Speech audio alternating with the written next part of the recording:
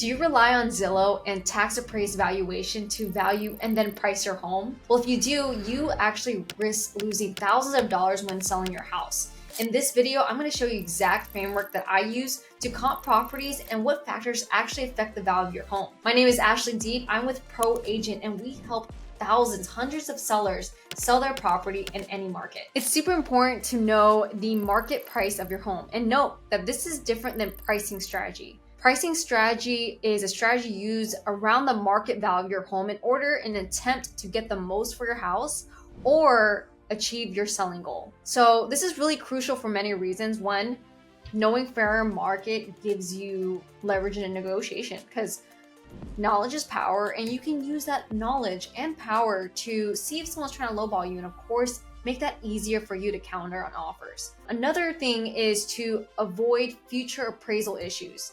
So imagine you're getting your property for sale, you're under contract, and then come to find out the bank won't even lend on your property, causing the deal to completely fall through and all those months of anticipation and waste. So this is going to be my step-by-step process, and I'm going to go ahead and share my screen. So, okay, I just grabbed a random property in a neighborhood that I sell in. We're going to look at this property as the property we're going to run comps on. And first things I like to do is look at its stats just by face value. And what I mean by that is I'm going to see how big the house is. So it's going to be about almost 2,500 square feet. How many bedrooms and bathrooms? 3 bedrooms, 2.5 bathrooms. The lot size, which is 8,743 square feet. And then the year built, 2020. And this is what the house looks like. Office room, kitchen, living room.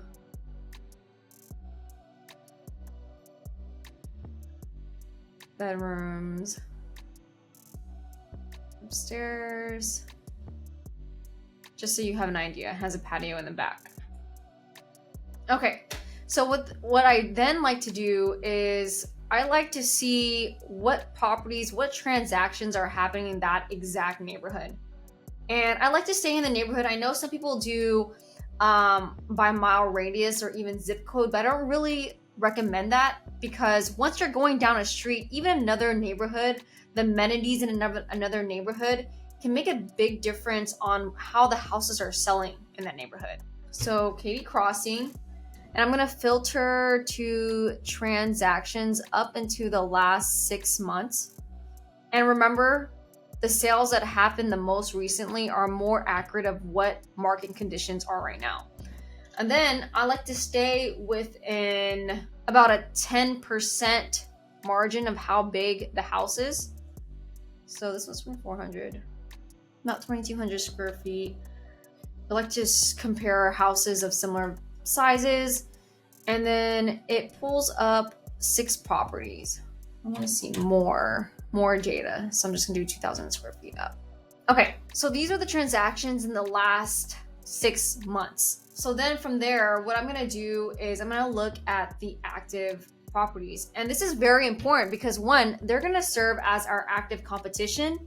And also they've done a lot of research for us. We can see what's going on with them, their market data while they're what's on the market. So we can adjust from their homework. So let's see what is our active competition here. 2,500 square feet. This is about 2,500 square feet. This is pretty close, 2,600 square feet. These are probably the 2 closest. 2020 built, 2021 built, very similar in year. Okay, so this one's 4 bedrooms, 3 baths, a significant amount of bedrooms and bathrooms.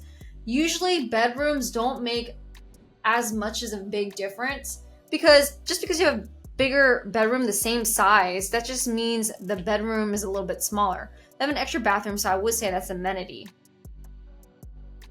All right. So then we look at the pictures and we really compare and make adjustments for any differences, amenities, any conditions. What are the updates done? I'll typically look at flooring, kitchens and bathrooms first. I can see this one already. They had like an upgrade of an office suite with the doors.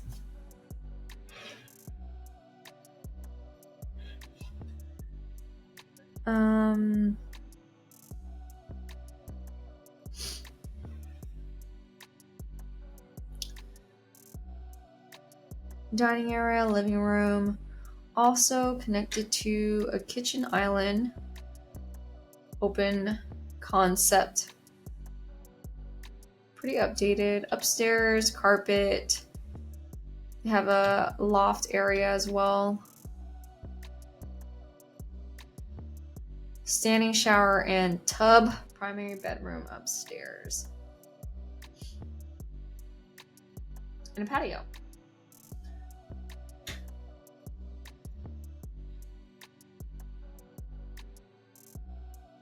Office area. Could be flex room. Open concept to the living room. It's different layouts, but definitely I would say fairly similar. Shower and tub. Pretty big loft area. And carpet upstairs as well. And a patio. So this one I would say is fairly similar in condition and features. This one, they listed their price at $411. They dropped it $375, and it's been on the market for 6 months. Okay, let's look at the next one. About 2,500 square feet, 6 bedrooms, 3 baths. It's a large number of bedrooms and bathrooms.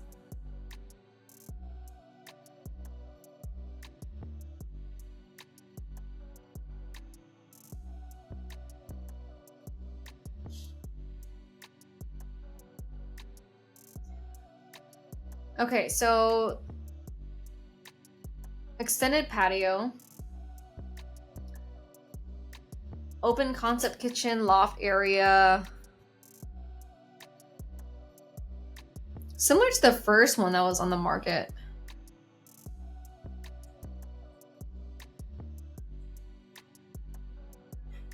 Doesn't look like they have an office space. Oh yeah, they do have a little flex area. An extended patio. This one's on the market for $389, $411, dropped to $389. It's been on the market for almost 6 months as well. Okay, so this is pretty much our active competition. But then I like to look what holds real value is sold properties. And this is important because this is what homeowners and buyers have agreed to what fair market value for the property is in the last 30, 60, 180 days. And we can agree that, you know, the sold price is going to hold a lot more value than the asking price, right? So let's look at this one.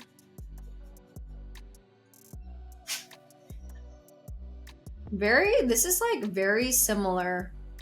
Looks like almost the same elevation, but they got a dining area in the front, open kitchen concept up to the living room, carpet, shower, extended shower instead of a tub, carpet upstairs in the bedrooms, and a little patio, right? You kind of have that porch elevation, dining room. Yep. Very similar. Even the kitchen leading to even the stairs. So this layout's the most similar to the ones we have seen so far. This one has a tub shower combo, also has a patio. Very, very similar. So this one here, you could see it was on the market for 320 days. Looks like they started at 350, dropped to 330, 320, and sold at 325. So this one sold at 325 for higher than what it has sold at after 8 days on the market. Okay, let's look at one more. 2,400 square feet, a little bit smaller, 5 bedrooms, 2.5. Very similar on the outside. It looks like they're open concept living room, tiles on the first floor, carpet, standing shower and tub,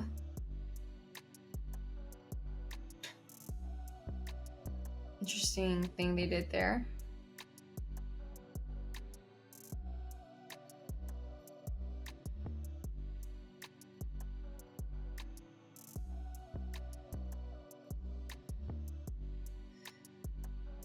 This one has an extra dwelling on the outside with their own kitchen, their own room for someone else to live in. That's a huge amenity, as well as its access to the lake. It's easy access to the lake. I would say this one has more amenities than the last house.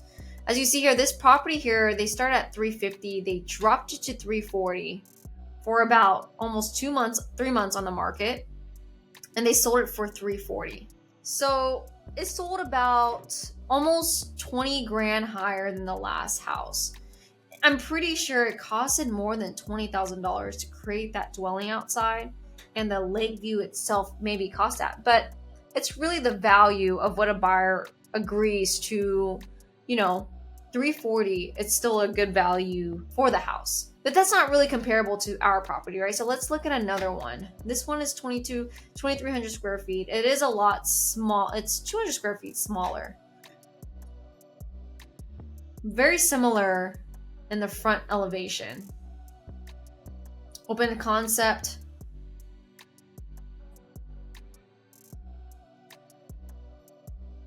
Carpets upstairs. And then the tub shower. No patio. And I believe no dining or flex room. Smaller, right? 4 bedrooms, 2.5. Similar other ways. It went up for $330, dropped to $320, and they actually sold it for $320. So this one's $320. This one's $325. It's a little bit smaller. This one's $340 with extra amenities. So what I find is that when I'm looking at, like, if I was a homeowner, and even myself, when I look at my homeowner, I know the updates I've done to my house over the years. I know the condition of my house, any repairs I have made. So I can see that it's easy to overvalue my own personal property. So when I'm looking at comps, I find it super helpful to ask to find valuation, market value, because I am a buyer as well. If you were to purchase your property all over again, what would you offer for this property? So if I'm looking at this house that is 2,500 square feet, 3 bedrooms, 2.5 bath, very similar to this one that sold for $325. This one is bigger than this one. This one sold at $320, also very similar. It's not as nice, doesn't have the outdoor dwelling with the kitchen and the lake view. And you have to think like a buyer too, right? Are you a person that likes good deals? Or are you a person that would spend a little bit more if you really like the house? I would like a good deal. I'm that type of buyer that likes a good deal. So if I'm seeing that, these are going for $325, $320, I can see that fair market value would be around that $320, $330 mark. I would maybe offer starting at $320. So you can see market value is going to be between that $320 to $330 mark. And that's really determining the final range of what your market value is, because there's a lot of different type of buyers. It's never going to be a pinpoint number of what your property is worth. It's really just a range, right, of what fair market value is. And from there, you can determine what the market value of your house is. Some other things that I might note that could affect the value of your home right off the bat is a pool. A pool in Houston, especially in the summertime, it gets hot. People like pools. So they are usually what I see is that pools can add like $20,000 to $30,000 above market price for a home, depending on the location. Garage conversions, you would think they would add value, but really it doesn't, because in Houston the weather is really crazy. It's super hot, it's raining. So people like to park their cars in garages, and taking that out to garage conversion can actually decrease the value if you're comparing to other houses with similar living space size. So if you go with a garage conversion, the houses went from 1,800 square feet to 2,000. It's going to be worth less than properties in the 2,000 square feet. You know what I mean? So that also affects. Also, the market conditions will affect as well.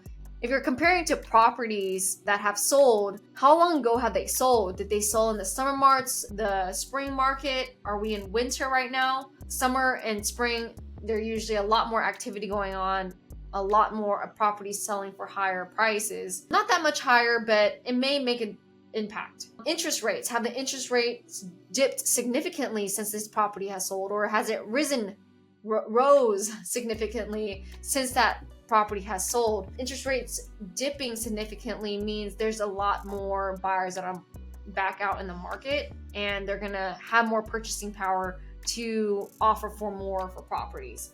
That kind of situation, if it has dipped significantly or rose significantly. So those are some things that do affect the value of your home. Solar panels, they can increase the value of your home unless you, of course, still owe on it and the buyer now has to take over your payments. There's just different conditions. This property that I did on today, it is in an HOA neighborhood where there's many similar properties nearby. If you like this video, check out the next video that I'm gonna create on how to use this market value to strategically price a property. We're gonna talk about pricing strategy. So I hope this helps. If you need me to come out, list your property, give you a good free home valuation, give me a call and click this link below. Thanks.